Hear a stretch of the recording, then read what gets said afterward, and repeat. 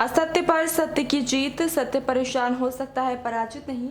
आप पार्षद विपुल भाई सुहागिया चाहे तो मेरे खिलाफ 100 झूठी शिकायतें भी करो, हम डरेंगे नहीं। हम दोगुनी ताकत से गलत का विरोध करेंगे और माफिया को बेनकाब करेंगे।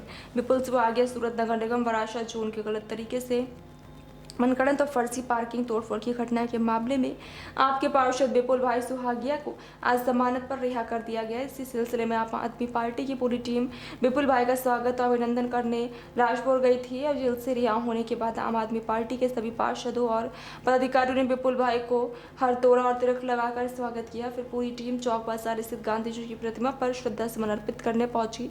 विपुल भाई सुहागिया ने गांधी जी की प्रतिमा को नमन करने के बाद अपनी प्रतिक्रिया देते हुए कहा, मैं काफी समय से पार्किंग माफिया, भ्रष्टाचार माफिया के खिलाफ लड़ रहा हूं, इसलिए भाजपा और उनके समर्थकों के पेट में तेल डाला गया। सूरत से दिलीप कुमार यादव की रिपोर्ट।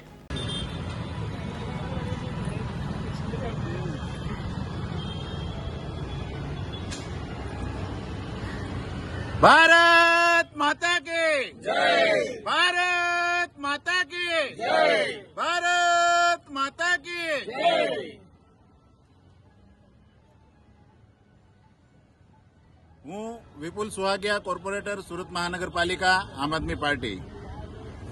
આજે 2 મહિના કરતાં વધારે સમયની જેલ વિપશ્યના કરીને આપ સૌની વચ્ચે ફરીથી હાજર છું। આપ સૌને મળીને ખૂબ આનંદ થયો। આમ આદમી પાર્ટીના કાર્યકર્તાઓ, હોદ્દેદારો, કોર્પોરેટરો, આપ સૌ આ લડાઈમાં મારી સાથે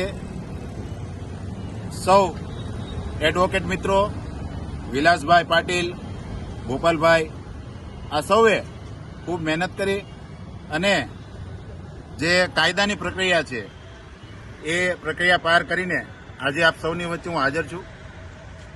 સત્યનો પરેશાન થઈ શકે પણ પરાજિત ક્યારેય થઈ શકતો નથી। ન્યાયતંત્ર ઉપર અમને વિશ્વાસ છે। આજે મને જામીન મળી ગયા છે।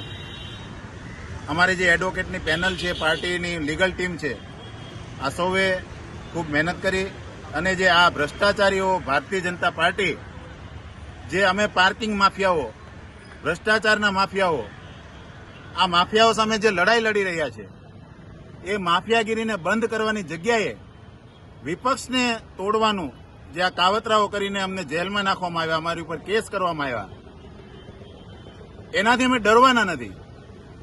આ એક કેસ થયો, આવા તમે 10 કેસ કરી લ્યો, 100 કેસ કરી લ્યો, વારંવાર જેલમાં નાખો તો અમે તમારાથી ડરવાના નથી।